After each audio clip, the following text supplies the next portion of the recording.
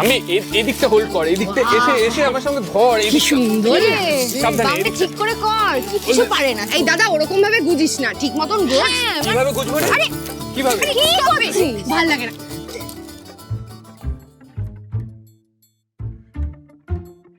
ঋত্বিক, শোনো না, তোমার সাথে আমার একটা কথা আছে।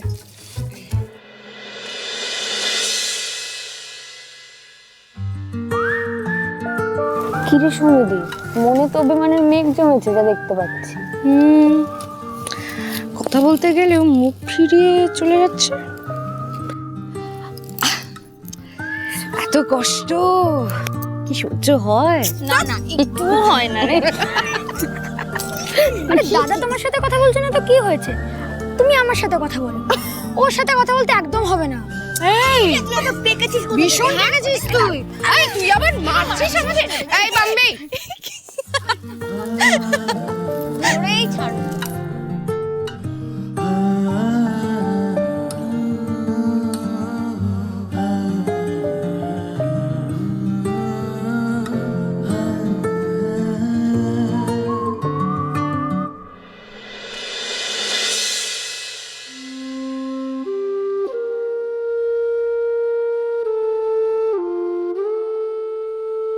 পিসিমণি, আমি তোমার মনের অবস্থাটা বুঝতে পারছি। তুমি মন খারাপ করো না তো, দেখো না আমরা সবাই আছি তো তোমার সাথে। তোমার পক্ষে সবটা মেনে নেওয়া কতটা কঠিন সেটা আমি বুঝি পিসিমণি।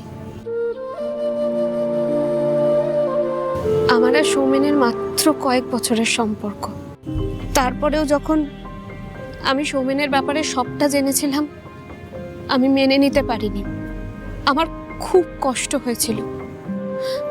কিন্তু তোমার আর পিসর এতগুলো বছরের সম্পর্ক, কত স্মৃতি, বাম্বি, তানি, একসাথে তোমরা কত ওঠাপড়া দেখেছো। তুমি দেখে নিও, পিসো নিজের ভুল বুঝতে পেরে একদিন ঠিক তোমার কাছে ফিরে আসবে। আমি চাই না সোমরাজ কোনোদিনও ফিরে আসুক। পিসিমণি, ওর জন্য আমাদের পরিবারের প্রত্যেকটা মানুষ বারবার কষ্ট পেয়েছে। আমার কাছে এই পরিবারটা খুব প্রিয়। আর কি জানিস তো, সবাই ওই আঘাত পেয়ে ভালো হয়ে যায় না। কিছু মানুষ আছে যারা ক্রমশ অন্ধকারে তলিয়ে যায়, আরো ভয়ঙ্কর হয়ে ওঠে। আমি চাই না আমার পরিবারের আর কোনো ক্ষতি হোক না। আমার পরিবারটা সারা জীবন যেন এরকম হাসি খুশি থাকে।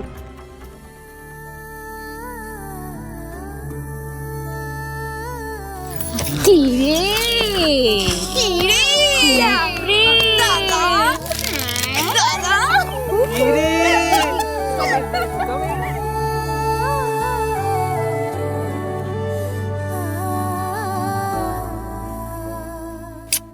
তোর বাবা কখন থেকে চেষ্টা করছি এটা লাগানোর, কিছুতেই লাগছে না। উফ, আজকে ন্যাড়া পড়াটা মনে হচ্ছে হাটটা পড়তে গিয়ে মিস হবে। তো কি করি, না পড়লে তবে দিদি কষ্ট পাবে। ভালোবেসে হাটটা দিয়েছে। এই যে মিস্টার জাসুস সেন, একটু দিকে আসবেন, আমার একটু হেল্প লাগবে। আমার এখন জরুরি কাজ আছে, আমি আপনাকে হেল্প করতে পারবো না, বেরোচ্ছি। মানে আজ বাড়িতে ন্যাড়া পোড়া, সবাই এত আনন্দ করবে, হই হুল্লোড় করবে, আপনি থাকবেন না? কোথায় যাচ্ছেন আপনি? আমি কোথায় যাচ্ছি, কার সাথে কথা বলছি, সেসব আপনাকে কেন বলবো? কে হন আপনি আমার? আর বাই দ্য ওয়ে, আমি অনেক ভেবে দেখেছি, প্রিয়দর্শিনীর সাথে আপনার কোনো তুলনা হয় না। প্রিয়দর্শিনী কোনোদিন আমাকে ছেড়ে চলে যেত না। আর আপনি কি করলেন? আপনি সোজা ডিভোর্স পেপার সাইন করলেন মিস বৃষ্টি বাড়ি। ভালোবাসা তো দূর, কারোর ফিলিংসের প্রতি কোনো দামই নেই আপনার কাছে। আর আজ প্রিয়দর্শিনী যদি এখানে থাকতো তাহলে আমাকে কোনোদিন ছেড়ে চলে যেত না। ছেড়ে চলে যাওয়ার কথা ভাবা তো দূর, কেউ যদি আমার জীবনে আসতো তাহলে তাকে অতিষ্ঠ করে তুলতো, আমার কাছে কিছুতেই আসতে দিত না। ও বাই দ্য ওয়ে, আপনার সঙ্গে আমার যখন কোনো সম্পর্কই নেই, তখন কোন অধিকারে আপনি এই বাড়িতে থাকবেন?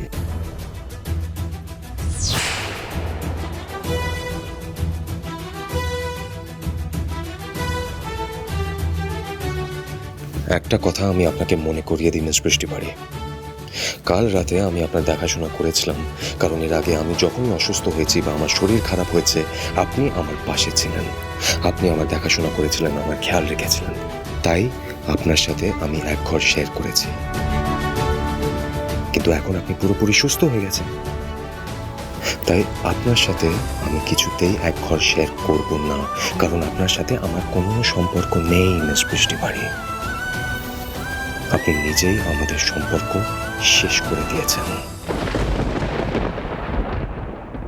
ও বাই দ্য ওয়ে, এই বিয়ের আগে আমাদের মধ্যে একটা ডিল হয়েছিল যে এই বিয়েটার মেয়াদ হবে 3 মাসের জন্য, আর সেই টাইমটা শেষ হয়ে গেছে মিস বৃষ্টি বাড়ি। তাই আপনার এখান থেকে চলে যাওয়ার সময়ও চলে এসেছে।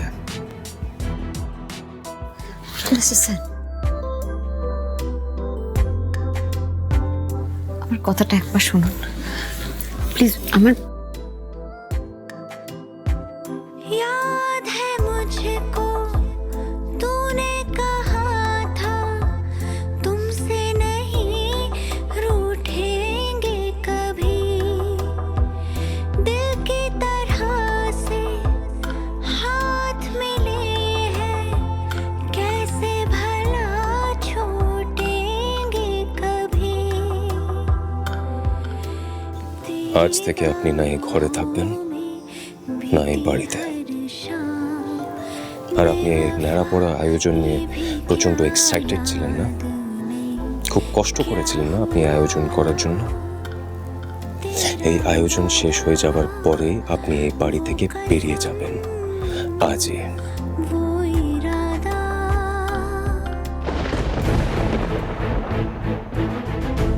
আপনি এতদিন ধরে আপনার বয়ফ্রেন্ডের কাছে ফিরে যেতে চেয়েছিলেন, তাই তো? আপনার বয়ফ্রেন্ড আপনার জন্য ওয়েট করছে, এবার চলে যান।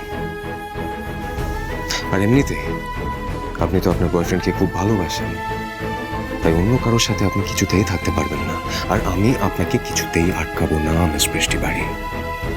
আর আপনি চিন্তা করবেন না, আমি বাড়ির সবাইকে সবটা বলে কিছু না কিছু একটা বলে ম্যানেজ করে নেব।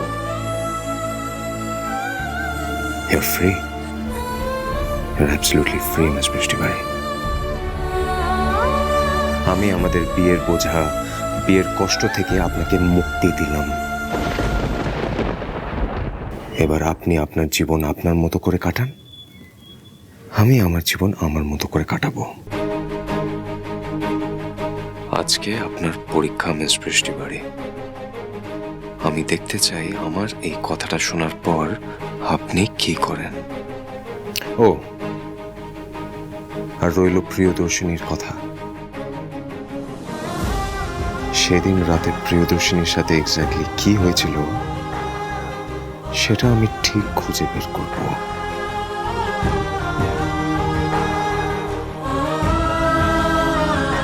মিস্টার সেন,